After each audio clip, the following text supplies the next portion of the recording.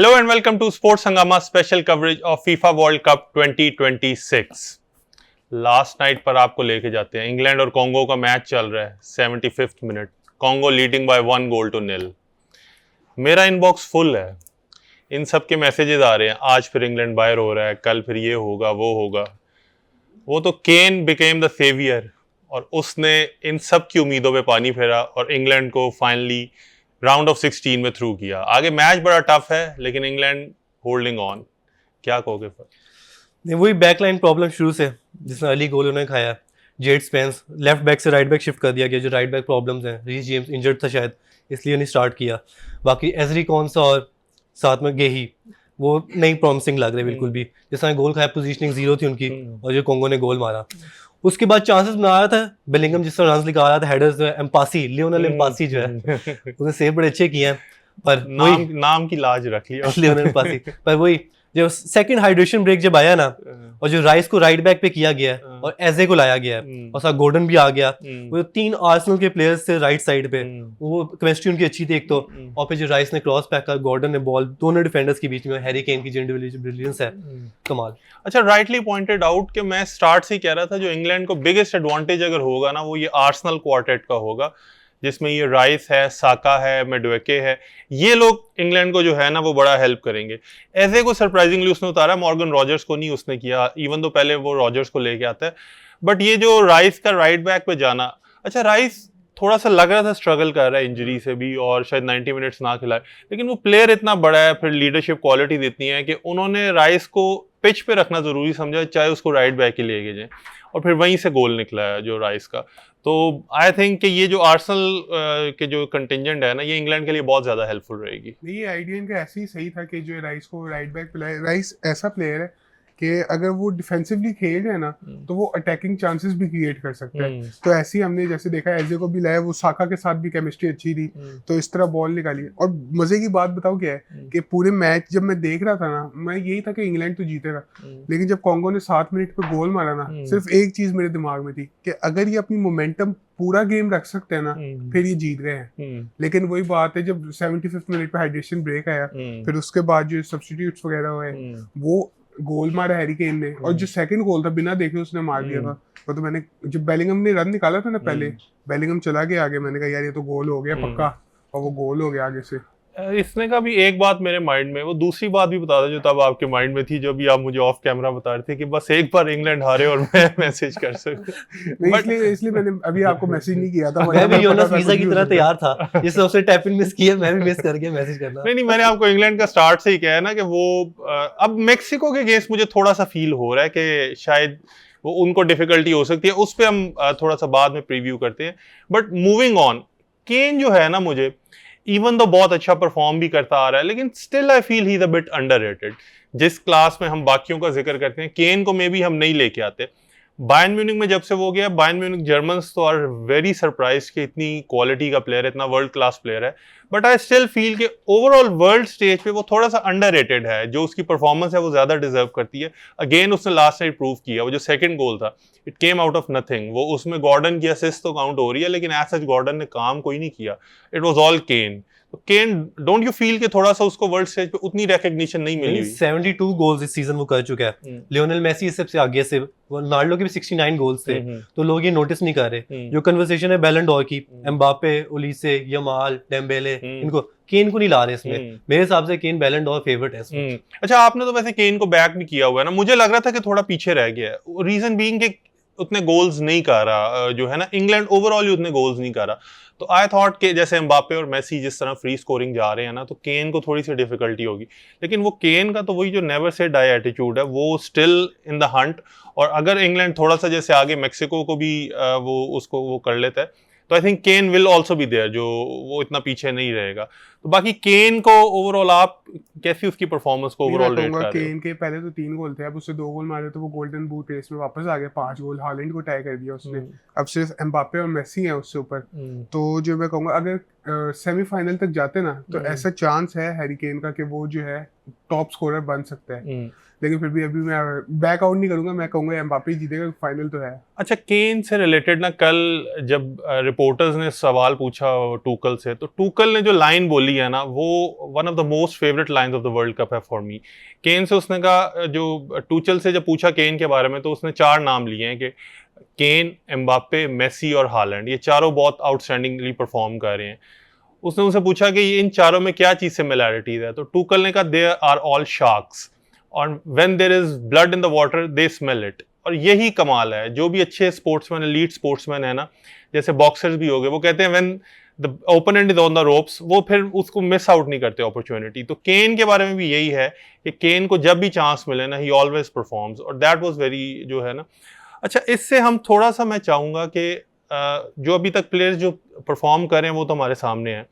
Shirt आपने Spain की पहनी हुई है। एक जो स्टार है ना जो अभी तक नहीं परफॉर्म कर पाया, वो यमाल है, जिससे एक्सपेक्टेशंस बहुत ज्यादा हैं कि मे बी वो परफॉर्म करेगा। तो यमाल से थोड़ा हम स्पेन के आज वाले मैच में भी कर लेते हैं कि डू यू थिंक कि यमाल फाइनली आज परफॉर्म करके अपनी ये वाला टैग उतार के इस वाली रेस में शामिल हो पाएगा जो गोल्डन बूट की? ये सबसे पहले तो की है ना, रिदम में नहीं है सुगो। 2 महीने की इंजरी से वो आ रहा है, और वो फुल 90 मिनट्स भी नहीं खेला अभी तक।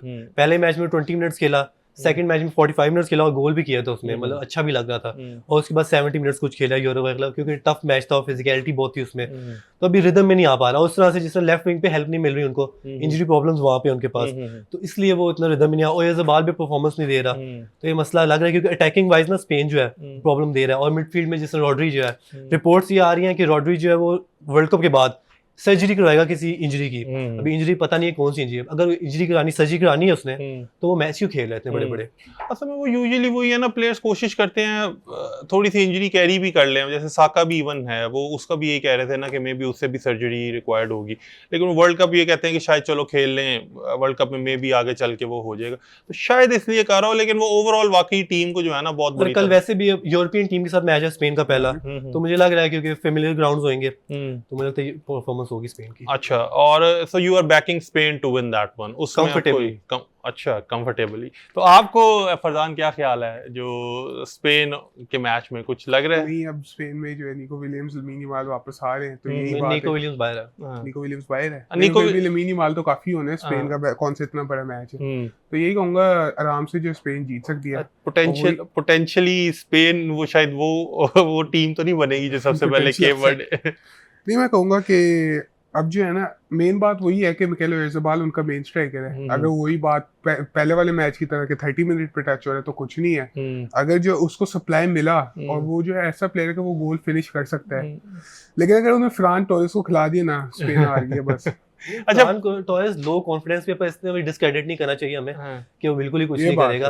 बाकी स्पेन का जो है वो डिफेंसिवली इतना वो तंग नहीं हुए जितना 0 गोल्स कंसीड मैक्सिको के साथ है वो इस वक्त। बाकी वो देखते हैं टेस्ट होएगा, यानी क्योंकि 6 गोल कंसीड वैसे ही ऑस्ट्रिया कर चुका है, तो मैं स्पेन पे बैक कर रहा हूँ। अच्छा, पर्सनली वैसे आई फील कि जो ये मैच है ना, वो स्पेन के पास चांस है कि वो ऑस्ट्रिया को बड़ी बुरी तरह हराएगा। मतलब I am expecting them to score some goals, और वो शायद फाइनली लगेगा कि स्पेन भी आ गया, क्योंकि इस एंड पे मुझे स्पेन के अलावा किसी और से उम्मीद नहीं है जो फ्रांस को डिस्टर्ब कर सकता है। अच्छा, दूसरा, अब जो स्पेन का पोटेंशियल ओपोनेंट है, इफ स्पेन गोज थ्रू, वो पोर्टुगल क्रोएशिया में से निकलेगा। तो उसमें मुझे तो पर्सनली लग रहा है कि पोर्टुगल इवन दो उस तरह नहीं अभी तक थोड़ा स्ट्रगल कर रहे हैं, but they will be too good for Croatia, don't you think? Portugal के दोनों सेकंड फिनिश किया एक तो वैसे उन्होंने, और दोनों ही अंडरवेलमिंग जा रहे हैं, पर हम ज्यादा पोर्चुगल को कहेंगे क्योंकि एक्सपेक्टेशन ज्यादा थी उनसे। उनकी मिडफील्ड जिस तरह है, उस पे बेस्ट मिडफील्ड जिस तरह कहा जा रहा था उसको, और बाकी जो फ्रंट लाइन पे रोनाल्डो है वो है। बाकी उनको चाहिए कि अपने विंग्स जिस तरह इस्तेमाल करें 1v1 और फुल बैक्स ओवरलैप करते हैं, वही करेंगे। और क्रोएशिया को चाहिए मिड ब्लॉक रखें अपना, और पैसे पासिंग लाइंस जो है वो तोड़े उनकी। बाकी जो है मुझे लगता है पोर्चुगल ज्यादा हैवी हो जाएगी क्रोएशिया के लिए। एग्जैक्टली। अच्छा, मैं जैसे आपने पहले भी देखा है, मुझे पर्सनली आई लाइक जो बड़े प्लेयर्स हैं ना वो अच्छा परफॉर्म करें, क्योंकि बड़े प्लेयर्स अच्छा परफॉर्म करते हैं ना, उससे फिर बाकी जनरल पब्लिक की भी एक जो उनका भी फिर एक जो वो है ना देखने का ज्यादा वो बनता है।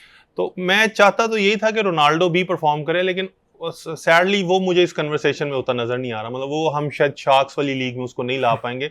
his time has normal passed. Fish in the sea. No.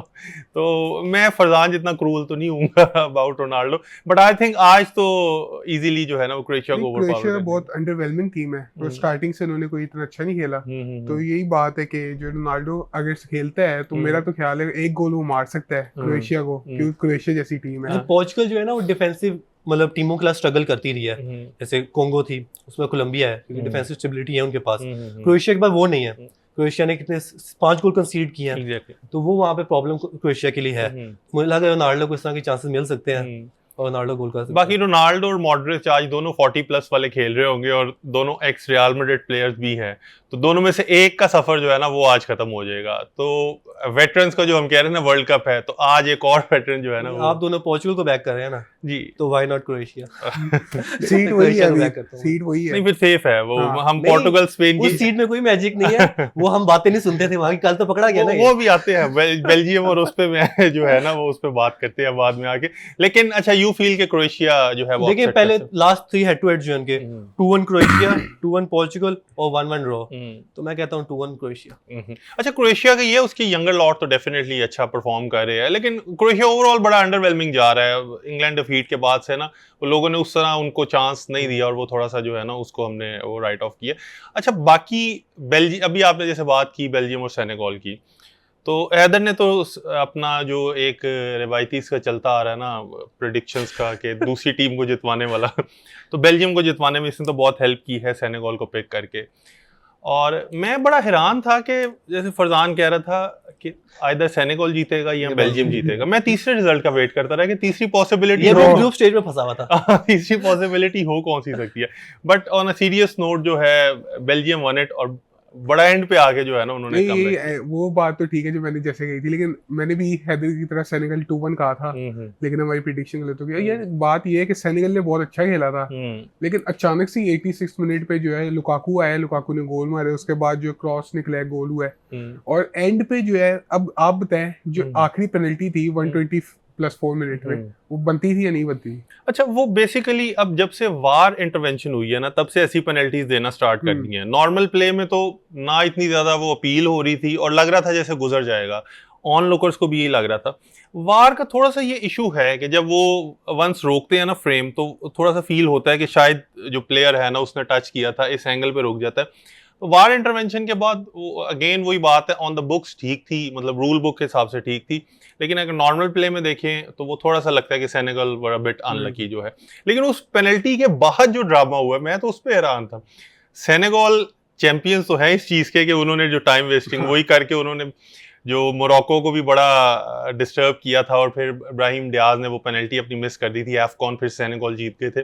कल अगेन उन्होंने वही कोशिश की, जैसी पेनल्टी मिली है फिर टाइम वेस्टिंग जो वो डिलेइंग टैक्टिक्स जो उन्होंने करना स्टार्ट किया। वो सीसे तो लेट गया बिल्कुल, जो उस पे पेनल्टी स्पॉट पे लेट गया था, लेकिन टीलेमेंस जो है ना, अच्छा पेनल्टीज का भी हम बड़ा जिक्र करते आ रहे हैं। मेरी वैसे फेवरेट पेनल्टी वही है टॉप बिन्स। वो लगती तो मुश्किल है लेकिन वो अनस्टॉपेबल है। इस वर्ल्ड कप में सब कह रहे हैं कि कोशिश लोग कॉर्नर्स की कर रहे हैं कि कॉर्नर पे परफेक्ट पेनल्टी मारे, लेकिन अब कीपर्स इतने एजाइल हो गए हैं कि कॉर्नर वाली पेनल्टी जैसे यासीन बोनो है, उसने जो समय मिलकर सेव किया है, खड़े होकर सेव कर लिया, वो बहुत आउटस्टैंडिंग सेव था डेफिनेटली। तो लेकिन अब जो टीलेमेंस की पेनल्टी थी ना वो अनस्टॉपेबल थी।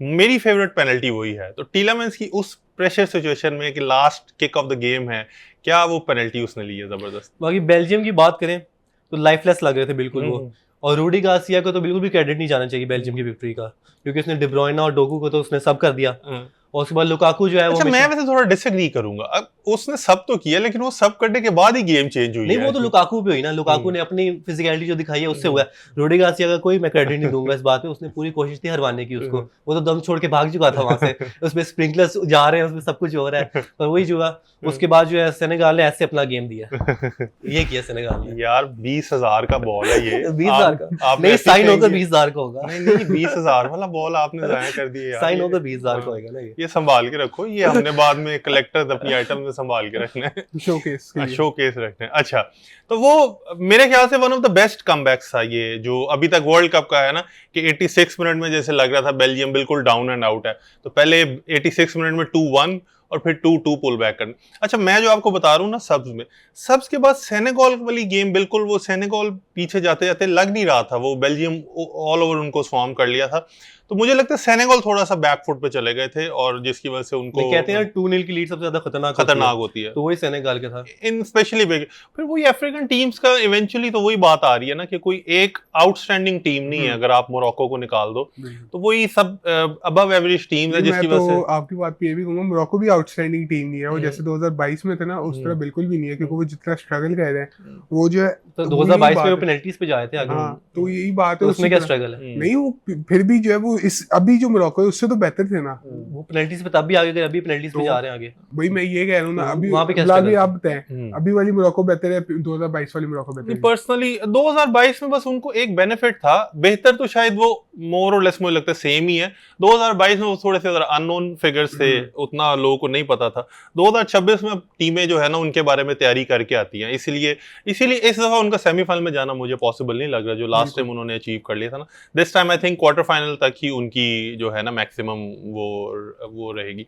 अच्छा, अदर देन दैट यूएसए ने बहुत जो है ना वो, मुझे तो लग रहा है उनकी फेरी टेल चल रही है, अपने मुल्क में मैचेस हैं, क्राउड सारा उनको सपोर्ट कर रहा होता है, एक बैलोगन का रेड कार्ड वाला निकाल दे तो इधर ये है कि हैट्स ऑफ टू फरजान, इसने अगेन कहा था कि कुछ चीजें ठीक भी कह रहा है अब जो इसने बैलोगन का कहा था वो परफॉर्म करेगा, और बैलोगन ने फिर वो स्कोर किया, लेकिन रेड कार्ड लेके फिर नेक्स्ट मैच से बाहर, तो यूएस मुझे तो लग रहा है बेल्जियम इजीली हरा लेगा अब नेक्स्ट मैच में। वही होगा, यूएसए 3 गोल मारेगा, बेल्जियम एंड पे 4 गोल मार के जीत जाएगा। लेकिन बेल्जियम की ये बात है कि उनकी पूरी गेम ना अभी तक लाइफलेस लग रही है। उन्होंने पिछले जो ग्रुप स्टेज है उसमें भी उन्होंने एक कमबैक ऐसे ही मारा था, स्टार्टिंग में उन्होंने कोई अच्छा नहीं खेला था।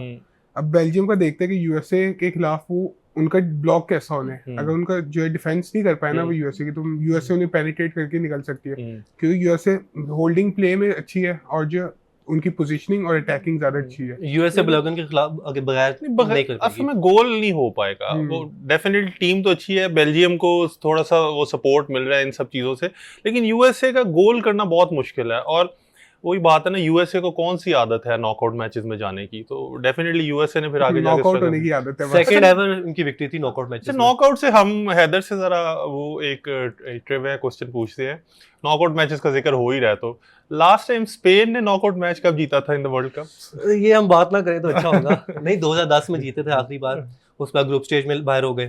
फिर 2018 में जो बाहर हुए थे रशिया से वो लोग राउंड ऑफ 16 में, 2022 में मोरक्को से, तो मैं आज कह रहा हूँ आज जीतेंगे ना।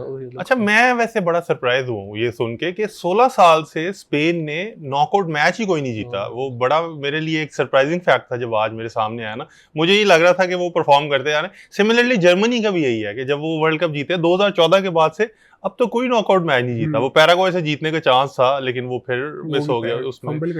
अच्छा, बाकी अब सिंस ये इंग्लैंड का, तो मुझे काफी लग रहा है इंग्लैंड को पोटेंशियली तो मैक्सिको मिल गई है। तो एक तो इंग्लैंड का प्ले, दूसरा जो एल्टीट्यूड प्रॉब्लम है, चांसेस लग रहे हैं उसका कि शर्ट का फिर मैं कोई और इंतजाम करूं। अब तो आ भी गई है स्टूडियो में हमारे पास। जिस तरह स्ट्रगल कर रहे हैं ना, और मैक्सिको स्टेडियम मैच है, वो एल्टीट्यूड का प्रॉब्लम 7000 फीट पे शायद, 2000 पे ये है ना जो मैक्सिको का इस तरह से है। तो मुझे लगता है इंग्लैंड ने स्ट्रगल करना है, क्योंकि एंथनी गॉर्डन जो है जिस तरह मीम बनती है ना, भागता लाल हो जाता है, तो वो बर्दाश्त किस तरह कर पाएगा मुझे समझ नहीं आ रही। अच्छा, एल्टीट्यूड का ना मैं थोड़ा सा वो बता दूं, हम जिक्र तो बहुत करते आ रहे हैं कि एल्टीट्यूड प्रॉब्लम होने वाली है। वो आम लिसनर जो है ना वो यही कहता है कि शायद ये कहने को ज्यादा होता है। तो बोलिविया जो इस टाइम हाईएस्ट जो एल्टीट्यूड पे बेस्ड टीम है, उनका 4000 मीटर्स है। मैक्सिको में इवन तो 2000 मीटर्स पे हो रहा है, लेकिन आफ्टर 1500 मीटर जो भी मैच होता है ना, वो प्लेयर्स उससे सफर करते हैं। अब वो सफर ये करते हैं कि आपको एक तो सबसे पहले ब्रीदिंग में प्रॉब्लम होती है, जो आपके लंग्स हैं वो पूरी तरह नहीं ऑक्सीजन इसमें वो कर पाते। अच्छा, सेकेंडली जो फुटबॉलर्स को प्रॉब्लम आई है ना, उनके जो रिपीटेड स्प्रिंट्स है ना, वो उसका डिस्टेंस कम होता रहता है। तो जैसे राइस का जिक्र कर रहे हैं हम कि उसका तो वो बिल्डअप ही इंजन उसका उस पे है, तो वो कैसे स्प्रिंट्स जो है ना वो इन एंड आउट कर सकेगा, तो आगे चल के ये प्रॉब्लम होगी। दूसरा फैक्ट जो हमने एक्वाडोर वालों के साथ देखा है, एक्वाडोर एक दिन पहले पहुंचा है मैक्सिको, और मैक्सिकन फैंस ने उनके होटल के बाहर जाके वो केओस क्रिएट किया है कि ताकि वो सो ही ना सके। तो इंग्लैंड के तो कुछ स्ट्रॉन्ग ईयर प्लग्स के साथ जाना पड़ेगा उनके प्लेयर्स को, ताकि मैक्सिकन फैंस उनके होटल के बाहर आ भी जाए डिस्टर्ब करने, जो उन्होंने आना ही है, तो वो फिर भी उनकी स्लीप डिस्टर्ब ना हो, अदरवाइज तो बड़ा मुश्किल हो जाएगा। वैसे पर्सनली मुझे पहले लग रहा था कि इंग्लैंड फेवरेट्स है, लेकिन डिपेंडिंग अपॉन द जो सिचुएशन और जो फॉर्म चलती आ रही है, I think now it's perfect नहीं, 50-50। ये एल्टीट्यूड के प्रॉब्लम को लोग बहुत अंडर एस्टिमेट करते हैं, क्योंकि फुटबॉल ऐसी गेम है जिधर आपको हर वक्त भागना पड़ता है। वो कुछ प्लेयर्स होते हैं जैसे हालैंड की तरह, वो कम भागते हैं, लेकिन बाकी जैसे कि वर्डे जैसी टीम थी या कॉन्गो जैसे भी टीम थी, हमने देखा हाई प्रेस करते हैं, वो सारे उनके प्लेयर भागते हैं। तो जो है भागने का है कि अगर आप सांस ले ही नहीं सकते, आप भाग कैसे पाओगे? तो जो यही इस तरह उन्हें वो खेल नहीं पाएंगे। एग्जैक्टली, हाँ, वो बहुत बड़ी डिफिकल्टी है ये। अच्छा, बाकी यूएस को आगे चल के बेल्जियम मिलनी है, तो आई थिंक बेल्जियम का फिलहाल उसमें ज्यादा स्ट्रांग लग रहा है, यूएस मिस बहुत ज्यादा करना है वो उसको ज्यादा, और बाकी स्पेन पोर्टुगल। तो आगे अब वही बात है कि जैसे जैसे टूर्नामेंट आगे, स्पेन पोर्चुगल क्यों बोल रहे हो आप? क्रोएशिया भी जा सकता है आगे। नहीं, वो पहले मुझे क्रोएशिया के चांस लग रहे थे तो मैंने बोल दिया। आपके बैक करने से पहले तक। अब मैं जो है ना रोनाल्डो फैन, अब तो कंफर्म हो गया है। अब तो कंफर्म हो गया है ना जो है। बाकी इसका वो करना वही है, जो एक तो इसका वो हालैंड वाला देखने जब से रो जो है ना, उसकी आप प्रैक्टिस करना स्टार्ट कर दें। वो मुझे प्रैक्टिस करने की जरूरत नहीं है, ब्राजील आगे जा रहा है उसमें। अच्छा, और दूसरा अब जो नेक्स्ट आगे पोटेंशियल मैचेस आ रहे हैं, उसमें आगे केप वर्डे और अर्जेंटीना के देखेंगे कि वो किस तरह जो है ना अपसेट हो जाए, पता चले वो कैसे परफॉर्म करता है। तो guys, that's it from today's show. बाकी कल आपसे मुलाकात होगी सेम टाइम पे फुटबॉल हंगामा में, हमारे साथ बने रहिए।